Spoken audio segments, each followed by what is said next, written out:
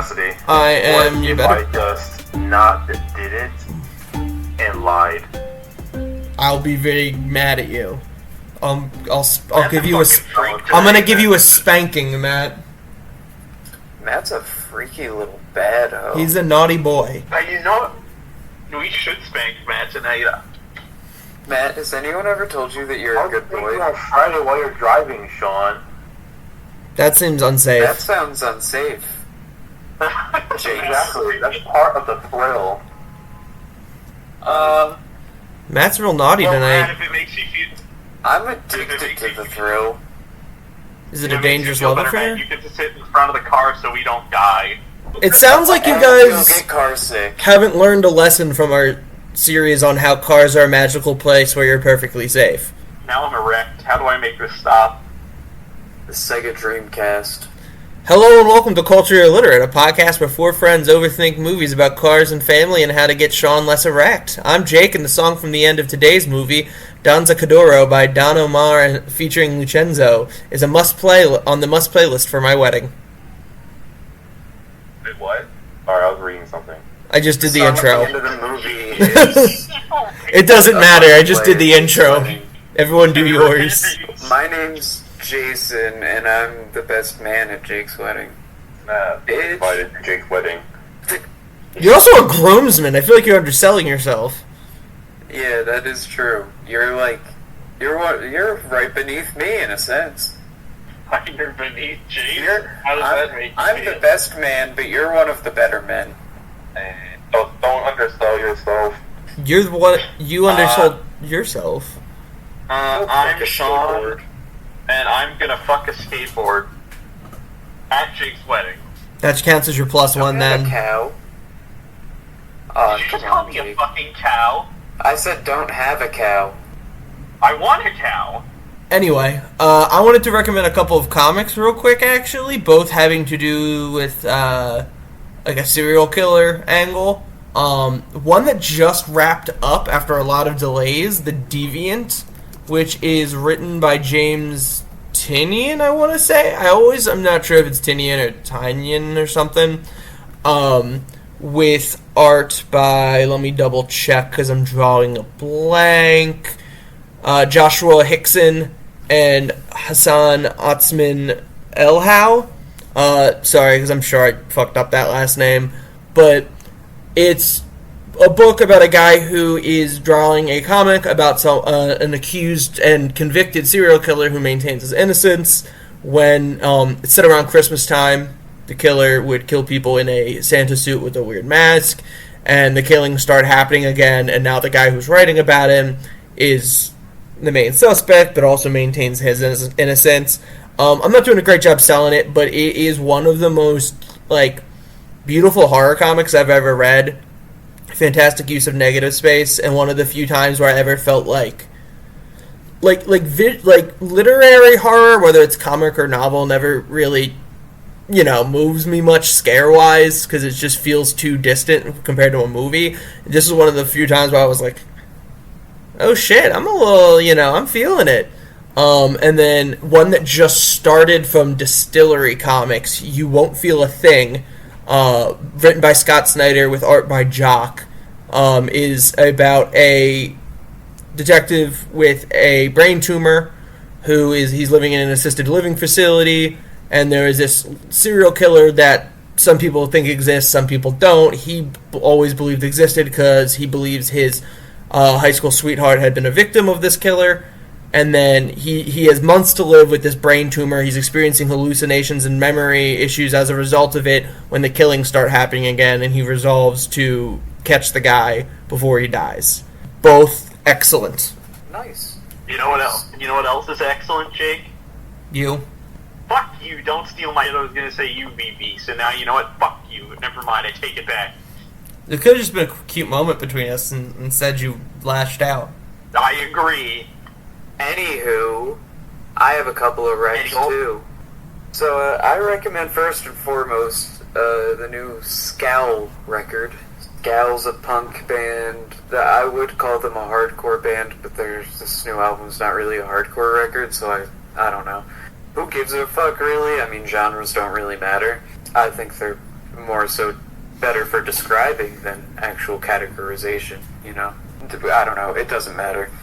My point being, they're a good band, I really like them, I really like their new record, and I think it's just cool as shit that they're a successful band that's having as much popularity and success in the genre that they're having it in, and I think right now is a time where hardcore music is kind of as healthy and as popular as it's ever been, and that's a beautiful, amazing thing, I think. And in addition to that, to the same point of hardcore being as prominent as ever, Turnstile, the biggest hardcore band ever, literally, just dropped their new song literally yesterday as we're recording this. It came out yesterday. It's called Never Enough, and I recommend that. Turnstile has never put out a bad album, never put out a bad song, I would say, and they continuing on that path so far. It's a solid song. Yeah, they're consistent, they're creative, they're inventive. I'm excited to see what they have coming on the new record that this song's coming from. Oh. Matt, you should contain your excitement a little bit here. Oh, I'm sorry. You're going a little too hard. Well, okay, alright. I just won't say anything from now on. Oh, and that would be fantastic. Just a little addition to both of my recs. I also recommend, if you enjoy music, to buy it physically, because it's hard to make money as a working musician, especially in certain niche genres, and I think that's important. So I recommend that. Cool. We love Culture Illiterate endorses physical media. Oh, absolutely. My Scowl record should be coming in any day now. It shipped already, so I practice what I preach. Ironically, won't that make you smile when it arrives? It will. It will. It will. Shout out Cat Moss for making me smile. Their band. And the other people in the band. He's just the only one I know by name. Yeah, it's like how this band Faraday, I don't know the drummer's name, just the frontman. I don't know the drummer's name either. I'm having an identity crisis. Identity crisis. Anyone have anything else, or you want to talk about a movie for the day? Because I'm excited to talk about this one. No, I want to talk about. I want to talk about. Let's skip the rec. TI-83 Plus. Talk about the movie. No. Sean has a rec. Sean has a rec. Let him get his shit off. Come on, Sean, get off. Okay, I'll leave.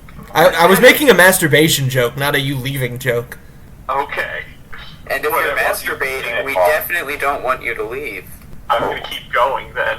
Definitely You not. can't stop me. Are you almost there? Hold on. Don't want me to count backwards from 10? For me to finish masturbating? Yeah. For whatever you know need. that? I'm your friend, whatever you need. Are you not aware of the counting down from 10? Like Buddy, I don't ringing a like bell, sex calling and you a I'm good aware boy? of that. It's I'm like confused. there's like a meme. Well, it's not a meme. It's like common in porn, actually, where there's like a countdown for you to include, if you will. I don't want to get too crass. Never You know, seen curiosity, this. why would someone want You've that? never heard of a cum countdown? Because No. they like getting. Well, I'm not surprised that you haven't, Matt. So let me explain this to you, Matt. Since you asked why would you want that, people like the to like being bossed around and things like that, and it's kind of like another instance of that. Like they like to have the other person be in control sexually, so it's like them being in control of when you can shoot your load. Not to get too crass. This has Is it been like a Jason's dominatrix sexual awakening corner. Yeah, it can be a dominatrix thing. I would say it ranges mostly from like soft dom to dominatrix. I'd say probably. Listen, I'm fascinated by sex psychology, so this isn't just because I'm a pervert. this isn't just because I'm a pervert. This is like actually an interest that I have. All right. I may be a pervert, but I may be a pervert, but I'm also pervert, Are but I'm also an intellectual. Are we adding countdowns to the recommendations list? He's educated, and then people like me get to benefit from that knowledge because whenever something comes up, I then am educated. Also, watching random videos here and there, you learn a thing or two. Like, I learned what joking was the other day. What video are you watching? I also learned what gooning actually meant. I thought gooning just means like you're horny, but apparently it means something completely different from how I interpreted it for all of this time. Well, usually one who goons is horny. Right? I didn't know. Like, how is that even like physically and mentally possible? I believe I Sean don't still has a understand. recommendation. I have a recommendation for a TV show called Common Side Effects. For those who haven't seen it, it's made by the same people who made Scavenger's Reign. And at first, when I saw it, I thought it looked really weird. But then I started watching it, and my god, it's amazing. It, does so much stuff with, because it's animated, but it's telling, a fairly grounded story, kind of. The way they handle scenes in it, and, the animation is so wild. But the show's, about a guy who finds a mushroom that can cure just about anything, and the whole thing is it's him trying to avoid getting essentially murked by Big Pharma, and it's insanely good.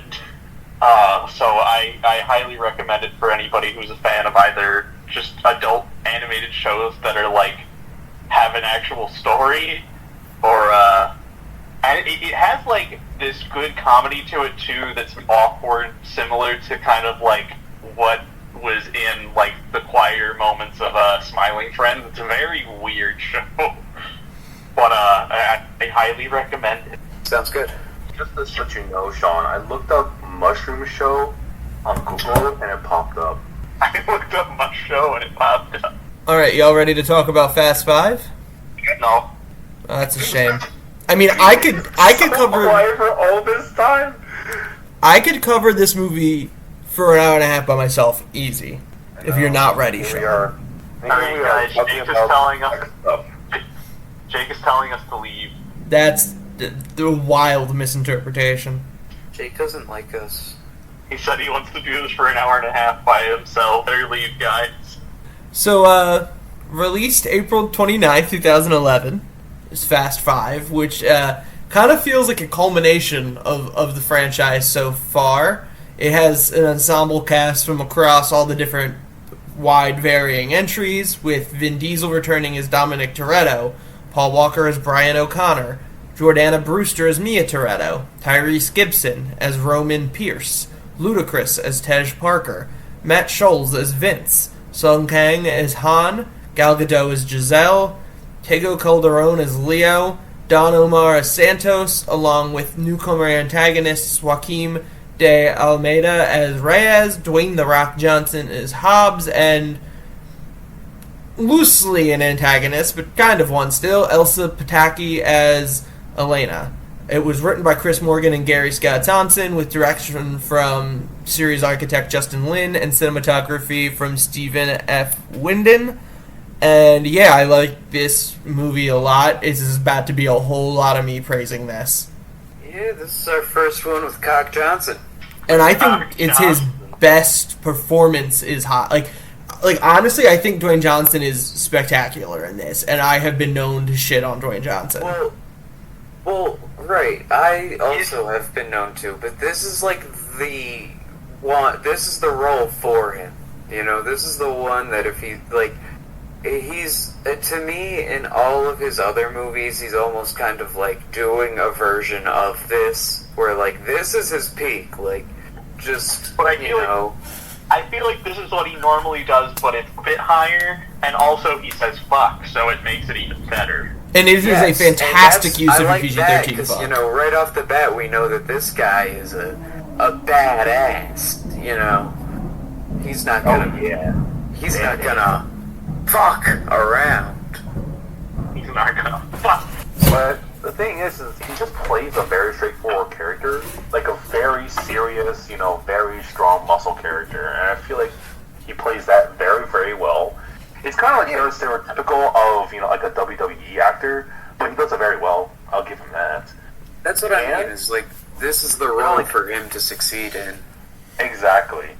I just feel like in his later roles, he just kind of like forces that Rock charisma onto you that we're all so sick of.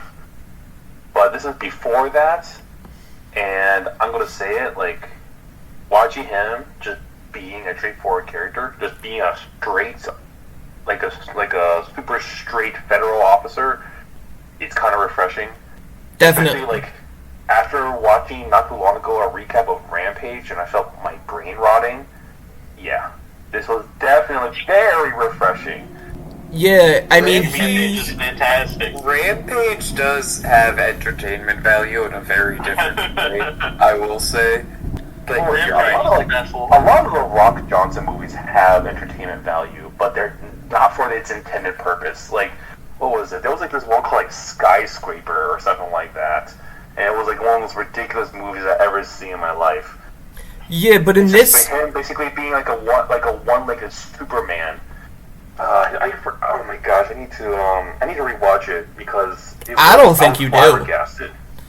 Yeah, I mean, like you guys said, he's pretty straightforward in this. It's not like it's some complex acting role, but in more recent roles from him, he's become such a brand, and everything is so like tongue-in-cheek, looking at the camera and winking, and here he's just clearly taking it seriously and not trying to fit into a like wholesome brand. It is a great use of the PG-13 fuck. He's constantly sweating, which isn't really an acting thing, but it's just a great character trait that I don't think there's ever a point where he's not covered in sweat, and he's just very intimidating. Every time him and Dom have like a intense stare down, I can't help but like looking at like the glistening stars on his head.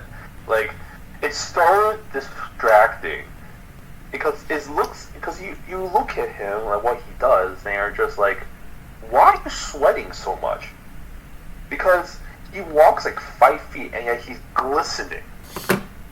It's hot down there in Brazil. God. It really is, like, he looks like an NBA player going into a timeout every damn second of this movie. Yeah. It's like... just that, like, plasticky shine of sweat. That's actually because they weren't using The Rock. They replaced him with The Rock action figure halfway through the movie. You know, that's not... If this movie came out today, I would believe that. Because I feel like today... for Black Adam. With AI and shit, they put anything out. If you're a massive studio, you'll just put anything into a movie. Alright, so the movie starts off opening up with the great ending to the dumpster fire of a movie that was Fast and Furious 4, or just Fast and Furious technically, with Dominic Toretto being transported by bus to a prison when his sister Mia and friend Brian lead an assault on the bus to free Dom. They spin this bus, tumbling over itself over and over and over again, and by some miracle, not only is every single person unharmed, only Dom escapes the prison bus. While the bitch. What? Yeah, there were no fatalities as well. They're that good. Even though that bus flipped at least 15 times, Because there they was flipped no the bitch. fatalities. Even the news reporter reporting it was flabbergasted. They're just that good, Matt. I don't know what to tell you. So they freed. They're professional prison breakers. They know how to flip a prison bus just enough so that they can help Don escape without killing any of the other prisoners. So after the escape, Brian, Dom, and Mia all escape to Rio de Janeiro while the authorities search for them. Awaiting Dom's arrival, Brian and Mia join their friend Vince, who returns from the original Fast and Furious. and other participants on a job to steal 3 cars from a train. Brian and Mia learn from that the agents from the DEA are on the train, and that the cars are seized property, which they were not aware of until the job had already started. When Dom arrives with his accomplices, with a fantastic introduction for Dom, he realizes that their leader Zizi is only interested in stealing 1 car, a Ford GT40. Dom has Mia steal this car herself before he and Brian fight Zizi and his henchmen, during which Zizi kills several DEA agents. Dom and Brian are captured and brought to drug lord Hernan Reyes, the owner of the cars and Zizi's boss. Reyes orders the pair to be interrogated to discover the car's location, but they manage to escape the warehouse safely. I want to stop there just because fantastic opening set piece. I think the opening train heist is it gets surpassed later in the movie, but to that point, watching the start of Fast 5, easily the best set piece we've had in any of these. Oh, yeah. These movies tend to have, if there's one thing I've noticed going back to these, is that they all tend to start off really strong. It doesn't matter which one it has been so far, but they all tend to start off really strong with some sort of great intro or some action set piece that's, just typically always shot great and, done well. I liked in this one that, throughout the other movies, Mia hasn't had a lot going on, and this one it felt like she had a lot more agency right from the start, in that, she's the one who steals the car from Dom's orders, because they're all, suspicious, but, she's still involved, more heavily involved than she has been in the past, where before she was just serving tuna fish sandwich. Yeah, she's involved in the job without even knowing that Dom also is, before Dom's even there. Yeah. And, I know this is surpassed in the later on in the movie, but it's still a strong start for this one. I'm trying to remember if this one was my favorite when I originally went through these and we let them all out, or if it was the 6th one. I can't remember. But either way, I think this is probably this is almost definitely one of their better starters to a movie. One of the Fast and Furious. Yeah, to paint a better picture, because I realized I didn't really do that, the train heist is they cut open the side of a moving train in the middle of this desert and are driving these hijacked cars off of the moving train to steal them, but they're in a time crunch because the train is coming up on a bridge over top of a ravine with some water, so they have to, especially once the DEA agents are onto them, get the cars and get out without going over the edge. And it's thrilling, and there's a lot of it's really fluid, a lot of really great practical stunt work, and it's visually very clear, which was my big complaint for 4, was that all the car stuff and the stunts was bad CGI hidden in dark lighting that you couldn't make out what was happening. The visual effects are much improved, and the practical stuff is much improved. Well, that's why 4 was so underwhelming, is because it felt like the thriller stuff and the car stuff, it was really underwhelming. And at certain parts, it just felt like they were separate things, or just integrated in not the best way possible. In this movie, I feel like they're perfectly married. The racing and the theft and the heist scenes are perfect together. They definitely blend those two elements really well. Of the excitement of fast cars, and yet the thrill of a heist. And another great thing is they put stakes in a lot of these heists, like the aforementioned train heist where the bitch was coming up. I'm not going to spoil the other ones, but a lot of the other heists in the future do have stakes in them as well. They had to be done at a certain time. And yeah, this movie definitely it's so much better. It's so much better than 4. Just from the get-go, just from the first heist scene, it's automatically better. And it's so confusing, because 4 was also directed by Justin Lin, right? Yeah, 3, 4, and 5, and then also, of course, Better Luck Tomorrow are all Justin Lin. It's confusing, because it's so up and down. Well, it's not so up and down, but it's more it's pretty good, and you get to 4, and it's it bottoms out, and then you get to 5, and you get to peak Fast and Furious. It's just never know. You never know what the guys think. Yeah, I will always He wonder. knows. I'll always wonder what happened with 4. If that's on where like the fault falls on that. And I mean, I don't know. Maybe Lynn stands by it, but it's an anomaly. I think to me, it seems like they didn't fully know the direction and tone they wanted out of it, and it just ended up as a mess. And then as this one, they were a lot more. They knew what they wanted to do a lot more and just did it. Yeah, I mean, I kind of agree. I take it that way of like with 4, it seemed like they were testing the waters with kind of what they wanted to do, and went full series like crime drama thing, and that didn't work. And so they changed the tone with this one, and I think it's like in general a massive improvement. And I still wonder about why they did all the CGI stuff. That one confuses me and boggles my mind. But at the very they fixed it with this, so like I think it's more that maybe they just learned from their mistakes and they couldn't get away with that. I could guess that it's probably just a way to keep from like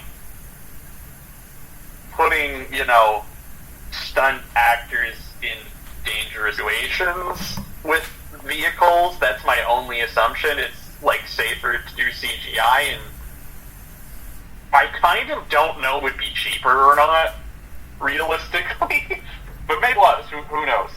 I would say CGI is definitely cheaper, mostly because CGI artists are not unionized, and you don't have to pay for like a bunch of insurances and stuff like that.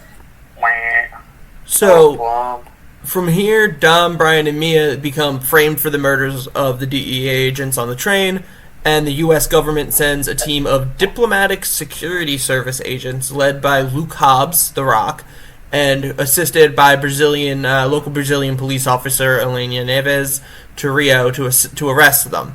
Brian, Mia, and Dom examine the car and discover its importance, that it has this tracking chip thing in it. Vince arrives and is caught removing the computer chip. He admits that he was planning to sell the chip to Reyes, but that he didn't know all the details of the job, just that. And Dom angrily forces him to leave. Brian discovers that the chip contains financial details of Reyes' vast criminal empire, including the locations of $100 million in U.S. cash. Hobbs and his team arrive at Dom's safe house, but find it already under assault by Reyes' men searching for the chip. Dom, Brian, and Mia escape after a chase across the favelas. Dom suggests they split up and leave Rio, but Mia reveals that she's pregnant with Brian's child. Dom agrees to stick together, suggesting they steal Reyes' money to start a new life. They organize a team to perform the heist made up of Han, Rome, Tez, Giselle, Leo, and Santos, in a fantastic putting the team together scene that, like, the first time I watched this series, I was not aware that this was, like, we were going to have colloquially speaking, assemble the Avengers moment, that we were going to bring back fan favorites from across the franchise, and also Giselle. It to this day is so exciting when it happens. Watching all of them walk in, it's just, like, I love all of these characters, and then also there's Giselle so much. It's just so hype. They have such a good cast and ensemble of characters aside from Giselle. Every character has such a good personality, and they interact well with each other, and they have distinct characteristics, and established relationships, like different relationships between each other. And relations, you would say. Yeah, and everyone plays their role really well except for Giselle.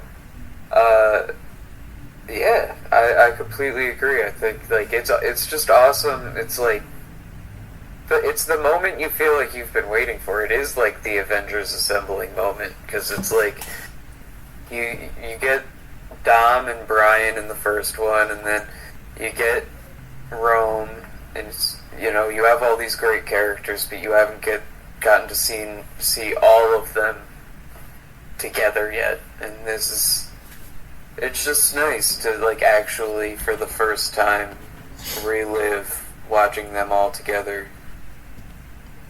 Yeah, I think this is the first movie where I feel like the once they get like the team together, it really picks up with the whole family dynamic. Like, Absolutely. that becomes such a bigger push because like it's been mentioned in the past movies up to this point, but it hasn't really been like a at the forefront kind of thing where it like matters so heavily. And It this is wasn't the first central.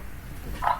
This is the first time where I'm like, oh, it's central, and like, oh, they actually handle it really well. That they're like this weird little. Their team is their weird little found family, and that like they take care of their own kind of thing. And they just. It also really helps that characters they chose aside from Giselle are all like standouts that kind of like have had their own personalities in the past movies that like really shine through in each one. So to have them all come together, have them all play off each other is like so fun to watch. Even though like some don't play off each other as much, but like it's still just the idea of like something stupid of like the Avengers where it's like I have Cap and fucking Thor same room, holy shit. It's kind of like just the feeling of that when you just get to see the other in the same room and I can go, oh yeah, this is great. It's like the Jimmy Timmy Power Hour, man. Exactly. For, Thor, well, except for Thor and Cap, you get Roman and Tej. Exactly. Well, I mean, we've seen them together, but for me, Rome and Tej with Han is when they elite. actually, like, you know, become like the duo. Yeah, definitely. Yeah. You're right. Yeah, and what was I gonna say? Oh, and yeah, they're like we mentioned, the characters are all so distinct and have such good personalities on their own, and like it's so true because it's like I think about all these characters, and if anyone told me that any one of these characters other than Giselle was their favorite character, I'd be like, yeah, valid, I get it. Like Brian, I'd get it. Dom, I get it. Rome's my favorite, personally. Rome's my favorite fast character. They also all get like a good chance to shine too in their little ways. Because like even then, like Leo and Santos, who are two characters that we haven't really seen that much, even in their prior movies, like they get a whole thing and just where they're planting a bomb, and it's that was so funny fun. to watch their back and forth and to go and them both being like, you're too negative. You need to elaborate on where the bomb is being planted, please, Sean. Because it's nasty. In a toilet. Fucking planting a bomb in a police station in a toilet. Where that chef kiss terrible, like, shit humor, but it's good. It's good because it makes sense why they're planning it there. It's not forced. They use it to get, like, they pose as janitors to clean up after the explosive, but oh god, it's so gross. I love it so much. It's just like, yeah, it's nice to see that they all get a chance to shine in it, and it never feels like, obviously you have them getting more priority over the others, like obviously Brian and Dom, because they are the main characters, but like, you get to see all of the supporting cast kind of like shine, from Mia to Han to Roman to Tej to Leo to Santos, so you get to them kind of like their own moments, and I think that's the fact that they managed to balance that too and make it work so well with so many characters is still great. And I think one of the keys to that working is that you're talking about pulling from different movies that had different creatives behind them, different writing, different writers, different directors, different cinematographers, but they all behave the way we've seen them behave before. Like, Rome still acts like Rome, even though Justin Lin had nothing to do with Too Fast, Too Furious. He comes in and, like, one of my favorite and is like immediately talking shit. He's got some great lines in this movie, like, this just went from Mission Impossible to Mission and Frickin' Sanity, or gosh, what's That's a lot of vaginal activity. Vaginal activity. That sounds like a lot of, like, what did he mean by that? $11 million? That sounds like a lot of vaginal activity. Like, is he planning to spend $11 million on hookers? Exactly what he means. No, It means that when he has money, it's going to be easy to have sex. Because that's just a universal truth. You're taking what I meant a little bit too literally. But my main point is that, like, everybody, even down to Vince, I think it's brilliant that they brought Vince back. I think this movie wouldn't actually function without, like, the little redemption arc Vince goes on in it. I think it's a really good performance. Oh, yeah. It sows distrust early, but he acts like the abrasive dick that he was in The Fast and the Furious, while still showing character growth in this and having a nice little redemption arc. The new characters are good as well. We already praised Hobbs, but, like, Elena's another strong addition. And then Giselle sucks. I mean, Gal Gadot still can't act, but, like, it's honestly even a little bit more tolerable because you know what? She got some chemistry with Han because everybody can have chemistry with Han. I saw a YouTube video that was Gal Gadot's worst line deliveries of all time. It was a compilation video, and I swear it was... I'm surprised it wasn't taken down for copyright since it would contain all of Wonder Woman 1984. Yeah, pretty much. No, the one that fucking got me was in Justice League when she's like, Kal-El, no! No! I need you to give me the stone! I fucking forgot about that one because that purged that movie out of my mind. I was watching that video and I just see... no. Oh, wait. I just started losing it. That's in both versions, too. Because I remember that line, people were like, oh, that was because Whedon... First of all, don't get me wrong, fuck Joss Whedon. And I'll shit on Gal Gadot, but what he did to her is so fucked up. Fuck Joss Whedon. Zack Snyder, asshole. from everything I've read, really cool guy. But I remember Snyder fanboys being like, oh, the Kal-El no thing is such a Whedon thing. And then the Snyder cut came out and it was still in it, which is hilarious to me.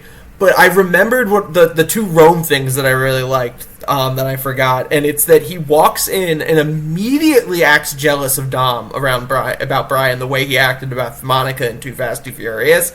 He's, like, jealous and protective. And I also love that his boyfriend. When he hears how risky the job is, he immediately, like, he starts to back out before hearing what the payout is. And he says, I got love for y'all, as if he didn't meet every single person in that room other than Brian 20 seconds before. But that just feels so consistent with Rome. Like, he just feels like an open heart. Yeah, I agree. I love it. Yeah, he's so fucking... I love him so much. What was it? I want to also add to the fact that, like, it feels like a lot of characters, even the ones who don't get separated into duos, have chemistry. Like when they have that race and they started betting money. Oh yeah, the quarter mile race between Han, who I guess wasn't the lead. $1 million. Yeah, but Han from Tokyo Drift, Rome from Too Fast, Too Furious, Brian and Dom, and they have the $1 million quarter mile. It's fan service, but it's in a way that, like, is fulfilling. Because everyone's going to have a favorite by this point. And I also feel like, realistically, if you have those characters together, that would be something they do, especially when they have that much money on the line. Absolutely. Absolutely. They're gonna get. Absolutely. It's a little character moment. Like, what was it? When Roman pulled up and he was late, Brian started shitting on him. And then Brian just goes, ha ha ha. Very funny. And then Brian just laughs at him. And then as they were betting, Holland's just like, hey, we should make it $1 million. And he, like, does, like, a quick eyebrow raise while looking at everybody. Everyone just had, like, a really nice character moment. And it makes you really like these characters. Because they have good chemistry together. There's a lot of stuff like that, too. Like, this movie acknowledges the Han quitting smoking thing. He has a scene with Giselle where she, like, calls him out for his snacking. But, yeah, in the race scene, the other nice thing is it's so Dom that he lets Brian win so that Brian and Mio have an extra $1 million for the baby. It's adorable. It's so in character. Oh, yeah. It makes perfect sense for him to do that. I do think... Sorry, what? No, I completely agree. I love that scene. I think it's a great scene. Little scenes like that, I always say, are like, people, like, they're often overlooked, but it's important because it builds towards the greater picture of who Dom is as a character and his relationship with Mia and Brian. You know what I mean? Mm-hmm. So, every little thing can be important. I'd be remiss too. This is like bringing it way back to what Sean was talking about with how this movie really hits home the family aspect more than any other. I think this movie also has one of the best acted and written, like emotionally resonant in terms of emotional resonance scenes, which is the conversation right after Mia tells them about her pregnancy between Dom and Brian about their respective fathers, where Dom, who previously you knew he had this troubled backstory, he had been in juvie, been incarcerated young for almost killing a man, and you don't really know too much about his background, but here you hear about how his father would host these barbecues every Sunday after church, and he'd cover the whole expense, but, you only got barbecue if you went to church, and how he'd stay up late and help Mia with her homework, and then even when she went to bed, stay up later to learn the next chapter for her the next day. And if you haven't gotten yelled at and yelled at your father, respectively, over math homework at the kitchen table, you probably don't have a father, and I'm sorry. It's just very real, and you really feel that. But then you also learn that Brian, who, you're introduced to originally as a cop, is coming from a background where he doesn't have, his father was absent, he doesn't have that in his life, and now he's worried about, not the fact that they're always on the run and not wanting to be there for his kid that's coming. And it's really well. Vin Diesel says the sentence, "I remember everything about my father," as if it's one word. Like, he enunciates it so weird. Like, "I remember everything about my father," but in his voice, and I can't explain it, but it works so perfectly. And I didn't want to get past without talking about that scene, because I think that is maybe the best scene we've had emotionally since the reveal of Brian as a cop to the Torettos at the end of Fast 1. Moving forward with their plan, in order to centralize the cash in one place since it's split up and would be impossible to rob all at once, Dom's team attacks one of the locations, and then Dom enters his... new character. Dom's team attacks one of the locations, and he enters his Joker era and burns all the money to send a message in front of Reyes' staff. They take off their masks and say, let them know it was us. Afraid of further attacks, he consolidates all of his remaining money in the evidence vault in a police station with crazy high security. Dom's team does surveillance with the aforementioned shit bomb, as well as Roman Pierce trying to pass himself off as Caucasian with a tan. Dom's team does the surveillance and acquires Reyes' handprint. After their fastest cars still prove to be too slow for the security cameras, they steal 4 2010 Dodge Charger police cars to blend in. This is where we get the aforementioned quarter-mile race for $1 million. Vince rejoins Dom's team after saving Mia from an attack by Reyes' men at a market. Hobbs' team eventually finds and arrests Dom, Mia, Brian, and Vince while transporting them for extradition to the United States in a... Oh, I love that we're even getting the model of the transport van. Gurkha LAPV. The convoy is attacked by Reyes' men. Brian, Dom, Mia, and Vince help Hobbs and Elena escape the ambush, but the rest of Hobbs' men and Vince are... This feels disrespectful that you edited it to fuck, Sean. Dead. They're all killed. Vince, who we've found out in this movie, has made a life for himself in Brazil, has a wife and a young child named Nico after Dominic, after Dom is killed, and Dom promises to give his share of the money to Nico. Enraged at their team's deaths, Hobbs and Elena agree to help Dom and his team with the heist, in order to take down Reyes. The gang breaks into the police station with LAPV and uses 2 of the chargers to tear the vault that's holding Reyes' money straight out of the building and dragging it throughout the city. Before we do anything else, I just gotta make sure I remember to include this story. I once watched this movie with my fiance Priya. She was high. And there's a very good fight between Dom and Hobbs, where it's really because of the reps these 2 actors have. I've heard the things about they have it in their contracts that they can't lose. I don't know if that's true, especially since Hobbs definitely loses this fight. But it's a very thrilling, I don't know which way it's going to go fight. It's well choreographed, it's well shot, it's really intense. It looks like, is Dom going to kill Hobbs? Is he going to have to? And this whole time, Priya had no idea which one was which. She thought The Rock and Vin Diesel looked identical and was just so confused. She thought they were the same person. I'm gonna be honest, when I first saw this movie when I was really young, I thought they were brothers. Like, real-life brothers. And there was no logical explanation except for the fact that they were both bald and muscly. They were both swole, bald guys, so... Exactly. That's my only justification for my train of thought as to why I thought they were real-life siblings. Yeah, I remember that with Priya, though. That was funny. She really... confused. She's like, why are there two rocks fighting each other? I swear, we've talked about this with her. She's talked about it with us, rather, but every time she's high, I swear she thinks there's two of someone.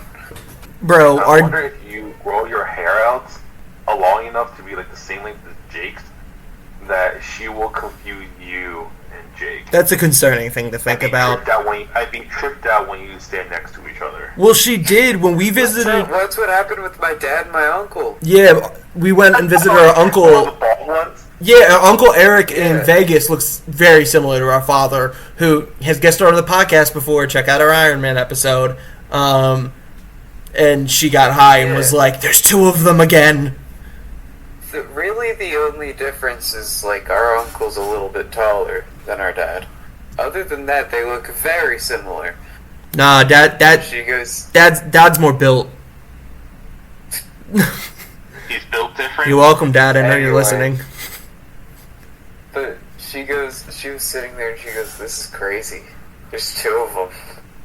Priya just texted me right now and said, with a all capital, "Ha, I hear you telling the blessed story." I don't know why she say blessed, but, you know, there's that. The blessed story. Yeah, I mean, this movie is... Shoot, You know what? Let me read the second to last block of plot, actually, because I feel like there's a lot to unpack, and I just kind of want to get through that, because this set piece we started to talk about with dragging the safe through the city is so amazing. So advancing on the bridge after an extensive police chase where they're just swinging this giant safe all throughout the streets of Rio, Dom has Brian continue without him while he smashes the police and Reyes' vehicle with the vault. Brian returns and kills ZZ just in time to save Dom. Hobbs arrives and executes the injured Reyes in retribution for his team. Hobbs gives Dom and Brian a 24-hour head start to escape on the condition that they leave the vault as it is and not take the money. They agree and leave. When Dom and Brian depart, however, Hobbs opens the vault to find it empty, and it's revealed that Dom's crew had switched it via a fake trash truck before they reached the bridge.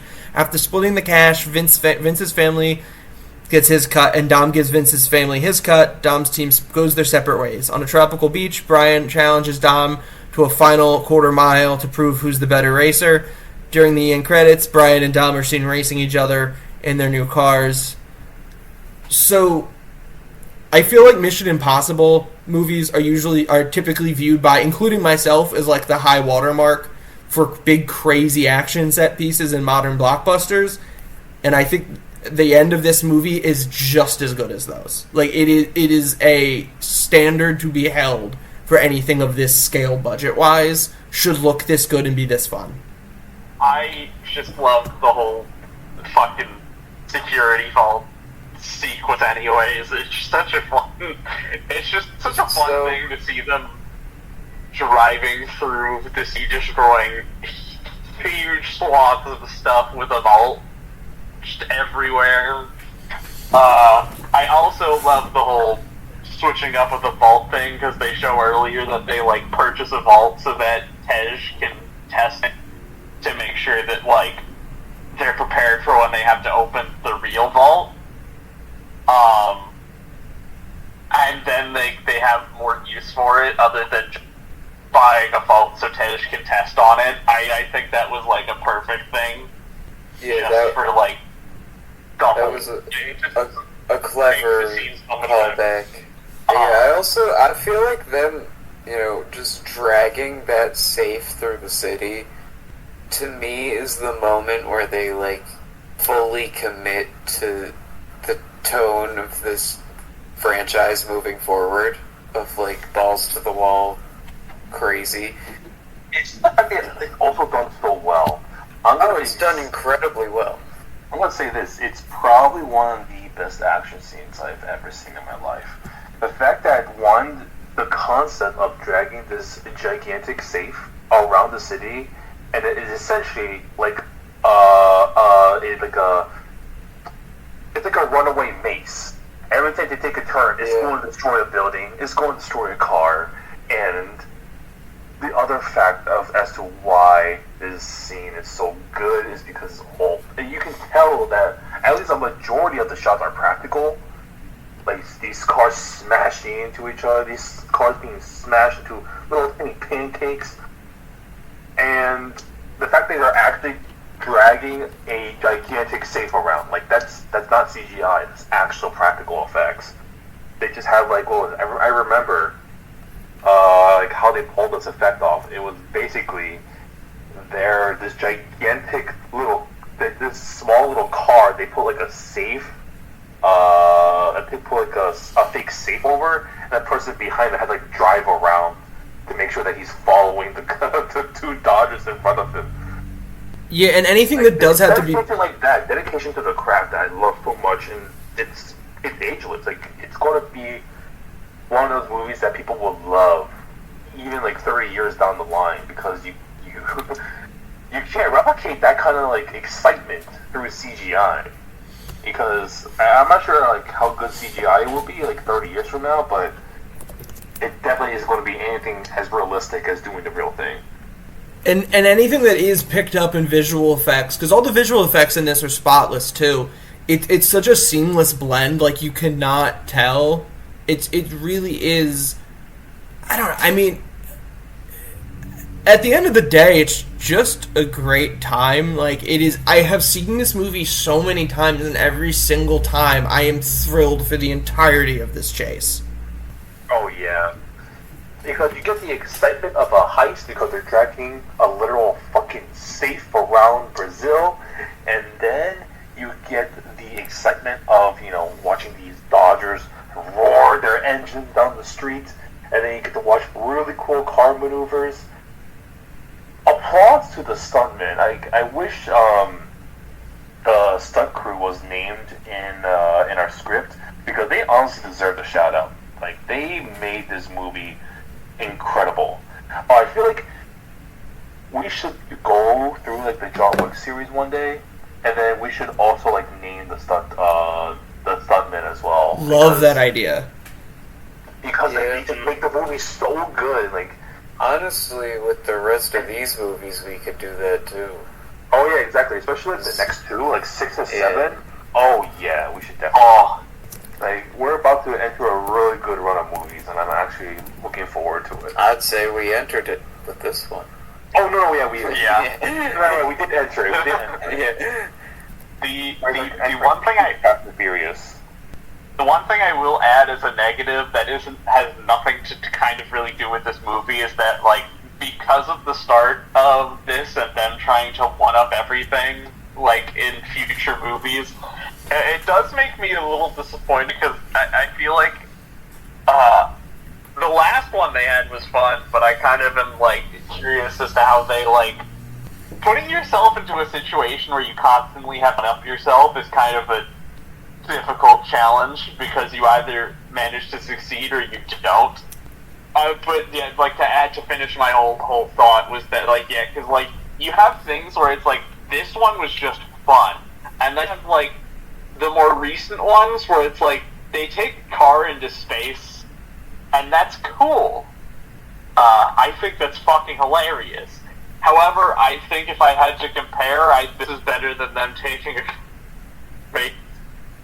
That's a fucking sentence I've said. But, like, that's the one thing that concerns me about, like, I guess we only have, like, technically one, considering they're considering it the final installment of Fast and Furious, seen all of these up to this point, but, like, and I know they have, like, plans for other spin-offs, but, like, in terms of what we know of with the last film coming out for the main Fast and Furious saga, it does make me kind of like, I always err on the side of like, oh no, I hope they don't fuck up when thinking of like the next big thing they're gonna do, and I also hope that they don't have to like spend so much time to figure out what they want to do with that, because I feel like it should just be a fun thing that's in each movie that just happens and happens to be cool and is story relevant. Yeah. Largely agreed. This is definitely the one. Somebody, it was a little bit Sean, a little bit Matt, I think, but this is definitely the one that, like, I mean, this is a heist movie, and there was heist elements in like Fast 1 and 2 as well. But this is the movie that, like, there's a moment where Dom gets challenged to a race, and the movie kind of tells you that it's moved on from being about street racing, not done with cars, but with street racing, and that it's just full on like a secret agent and heist movie franchise now, because Dom gets challenged and it just cuts to after him winning the race, and I think it's well done, because it, like, showing the race kind of would have bloated the runtime and pulled focus from like the main story of the family.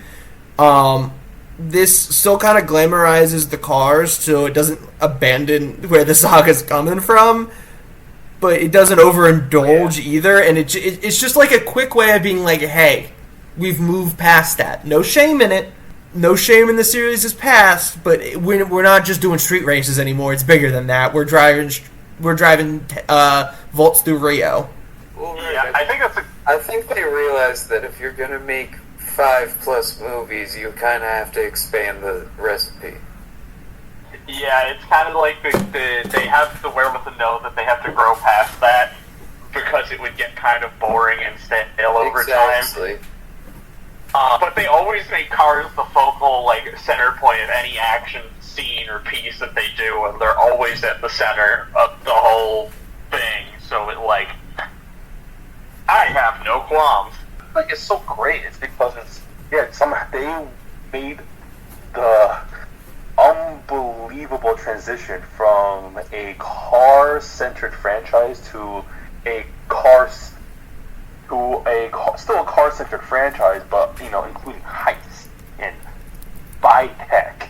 It's something that sounds ridiculous, and espionage. It's something that sounds ridiculous on paper, and yet they pull it off, I would say, seamlessly, because watching this movie and they compare it to one, I feel like you can still accept the fact that, like, you know, they're part of the same franchise, because in the end they're both about cars, but they're just about different things. And, you know, what turned out to be, you know, like, pretty good street racers, now they're so good that they can drive us safe around the streets of Brazil, like, stuff like that. As far as the actual ending of the movie goes, that's perfect in my book as well. Like, I get so much joy in my heart every single time that, like, the music's kind of playing in the background as they're opening the safe, and then the hook kicks in right as the safe opens up and the money spills out, and we get to see, like, what everybody's doing with their money as the song plays. You have, you know, Santos, you know, them betting it all on a roulette table. You have I know Jason loves the Rome and Tej scene. I could save talking about that for you. I'd feel bad discussing that before Jason. Of course, Dom leaving his money for Vince's family. It's just and then there's still this little twinge of sadness, because you see, you know, Han driving off with Giselle in his lap, and her saying, you know, are we going to Tokyo next? Him saying not yet, but we'll get there. And you knowing what's coming, you knowing what happens to Han in Tokyo. You know, there's this little twinge of sadness in this otherwise just the uproariously happy ending. It's so I can't complain about a single thing there. Yeah, it does have a fantastic ending. I can't deny that. Damn, a nice little bow, like every good movie does. Like, every storyline that they set out and expand upon in the movie, it's resolved in a very satisfying way. I love it. Jace, you want to tell us about how Tej and Rome spend their money? Tej and Rome spend it how it should be spent. That's it. On elite lifestyle choices. Basically, you know, in a car. So they be specifically gamers. No, they spend it on women. On vaginal activity. I'd rather spend it on vaginal activity. And the same exact car as each other. In which there are now two in the Western Hemisphere. Yes. Yeah. That part was so fucking cute. Rome pulls up in his new car, only one in the Western Hemisphere. Yeah, it has someone pull his car around. Make that two in the Western Hemisphere. It's so good. Just the little back and forth they have it always makes me smile. And they lead you to believe that Tej had spent it modestly because he talks about how he's going to open up a garage so he can fix cars because that's what he loves doing without ripping people off with all this money. And he does open a garage, but like it's such a surprise when it's so good. But he also splurged a little bit. It's so funny. It's such a perfect little cherry on the top of their to show their friendship at the end there. I also love that it just solidifies their love for each other. That fucking every movie past this point that I fucking love. Their dynamic is what keeps me coming back. I'd be so sad if they got, not even if they got rid of both, but if they got rid of just one of them, it would be heartbreaking for me. Like, we've always said, like, honestly, we'd love to watch, like, a buddy sitcom movie, or sitcom TV show of them, like, living together or something. Just doing little side missions. Tej's Garage. I would kill for a spin-off. Yeah, a Roman Tej spin-off in any capacity, really? I would give my cock for that. Me too. Yeah. I mean, we got Hobbs and Shaw. Well, speaking of Hobbs... That's not Roman Tej. Speaking of Hobbs, I'm a bit of a Hobbs and Shaw defender, but we'll get to that. So we do have one little bit of story left, and that's in a mid-credit scene back in Washington, D.C. Hobbs is given a file by Monica Fuentes, played by Eva Mendes, returning for a cameo of her role in Too Fast, Too Furious concerning the hijacking of a military convoy in Berlin. He asks, is it about Dorado? She says no. He goes, not interested. And she says, look again, where he discovers a recent photo of Dom's girlfriend, Letty, who had been allegedly murdered in the previous movie. And cut to rest of credits. Very good post-credit scene, in my opinion. It doesn't interfere with the main movie, but it sets up something exciting for the next movie and fixes the franchise's biggest mistake, which was killing Letty. Yeah, it's too often, especially now with how common post-credit scenes and mid-credit scenes have become, and like setting up sequels and whatever. Too often it's like they just don't really give you a full ending, and they rely on that post-credit scene and then that next movie to like resolve it for you, and then it just feels like nothing's ever a full story in and of itself. It just feels like everything's a 3-hour trailer for the next movie. This doesn't do that at all. It just, the movie does what it needs to do, ends, and then they have a little cliffhanger to set up what they're gonna do next. Like, if the franchise had ended at 5, and I'm glad it didn't, it would have been the perfect ending to me. So that's why it, doesn't... Because if you remove this post-credit scene, it's a perfect ending, so it doesn't compromise the movie at all, just to be like, hey, we're going to do more. Like Jason said. Yeah, that's the thing, though. Like, the way they kept talking in the movie just made it seem like this was, the last movie. Like, one last time we can escape forever. They kept talking like that. So I'm thinking, was this originally supposed to be the last movie of the franchise? And then, the post-credit scene happened. I'm like, oh, nope, never mind. I mean, it's one of those things you could probably... It'd be easy enough to just... you never know when you're writing a movie. There's nothing guaranteed that you're going to get the 6th installment. Especially back then, it wasn't as established. Obviously, 5 movies deep, it was established, but not as much now as it is now. Well, it didn't become the cultural phenomenon until this movie. Yeah, exactly. Yeah, it was this, and then is it Fast 6 or Fast 7 that made like well over $1 billion? It was Fast 7. Seven's the high, I believe, is the highest grossing. Yeah, Because that's the Wiz Khalifa one. so Wait a minute. Wiz Khalifa. all right, what are everyone's overall thoughts on the movie? That song was fucking huge. I do remember when that song was fucking massive. You know what's funny about that song?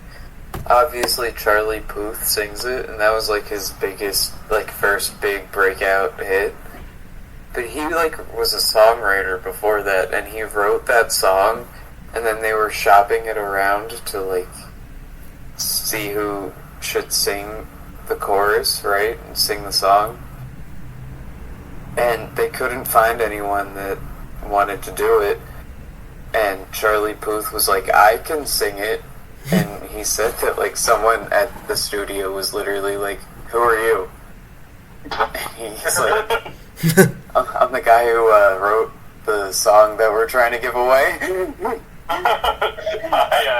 I wrote it. You see, by Charlie Puth, yeah, I'm him. So what are everyone's overall thoughts on the movie? Oh, it's fantastic. Return to form. Return. Great. Sean, I hope you get a pebble in your shoe. I hope I get a kidney stone in my cock.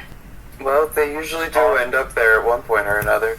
So I'm assuming, given how this conversation's gone, everyone's recommending Fast 5. But don't let me speak for you. This movie sucks balls. Don't watch it. It's all the other Fast and Furious movies after this are terrible. Stop watching the franchise after 4. 4 is the best one. It's a crime for you to mislead people like that. I think 4 is the best one. But 4 is so good. Everyone should watch the 4th one and only the 4th one, none of the other movies. Well, don't watch the first one, the second one, the third one, only 4. Alright, if none of you guys want to fucking do the stuff we always do at the end, I'll get it started. I mean, I obviously recommend it. I think the movie's perfect. The only thing I could maybe say for least favorite is, like, Gal Gadot still can't act. But, like, honestly, it doesn't even bother me in this movie. I have no real issues with it. It's so much fun. It's so sincere and heartfelt. It's everything that Fast and Furious should be and why I like it. It's big soap opera stuff. You get the plot twist reveals in the post-credit scene with a character secret being alive. You get a pregnancy reveal. I don't need my movies to align with me, one-to-one on values, but I appreciate that this one does. It's appreciation for all kinds of family, as well as its unambiguously heroic characters referring to cops as pigs and people we don't like. It's just a great movie. I gotta be honest, if you don't like Fast 5, you're probably just not a fun person. It's perfect as far as I'm concerned. It's easily the best one we've covered so far. Oh, the highlights. Sorry, I realized I didn't say the highlight. There's a lot of memorable moments. I love when Dom says, "I don't feel like I'm under arrest." But my highlight's gonna be The Rock. It's genuinely a very strong, if not simple, performance by him. And he's the best. Obviously, he ends up helping the crew, but easily the best antagonistic force they've had so far. He's great. Makes the movie in a lot of ways. Sorry, Jace, go. But no, this is an ideal Fast and Furious movie to me. It gives you what you want. It does what it says on the tin. It's fast. It's furious. It's a good time. Laughs, action. It has like I said, it has everything you want from a Fast and Furious movie, which isn't too much, but it does all of it very well. Like I said, I'd consider a return to form after some of the missteps of 4. So it's like I said, good to see all the characters back and interacting with each other. So the highlight to me is seeing Rome and Taj's friendship blossom. Their love blossom. It's like that. It's like the scene in Community when Troy and Abed do the Spanish rap together, and it's like, wow, this is the beginning of something that's going to be truly beautiful for years to come. So yeah, I recommend it. I love it. I recommend it too, for all the reasons people have mentioned before. It's good. It's good racing. It's good steel movie. I recommend it. My favorite part is Rome and Tej. They're fantastic. You know what? My favorite part is the family. And the Coronas. Those are my two favorite parts. Salumi Familia. My least favorite part, that was honestly a hard one with this one. I guess, you know, the one thing I don't like is that Letty's dead, but I can't change that, and that has nothing to do with this movie. Well, good thing for you is that they fix it later. Letty was dead, so it's fine. This one's even better. So yeah, I would recommend it. I think this is the strongest of the series and what it has to offer. All right. Well, thank you to... Well, thanks for everyone who's listening, because we're dealing with some audio issues right now, so if you're at this point, I appreciate you sticking with us. Thank you to Alofett, ALOFETT, for the podcast art. Thank you to Jason for the podcast music. I made podcast music. And you can follow my band, in which I drum, at Faraday Band PA on Instagram. Go to my SoundCloud, the Upside's on SoundCloud, where there will eventually be things, but I'm a very busy individual, so I don't know when. It doesn't matter, it'll be there when I want it. Alright, follow Culture Illiterate on Spotify, Apple Podcasts, and on YouTube. Follow @illiterate_pod on for any of our socials. You can email us at cultureilliteratepod@gmail.com. Rate us, leave reviews, leave comments, all that good stuff. Next episode, our Fast coverage will continue with, by this series standards, a very simply named Fast and Furious 6.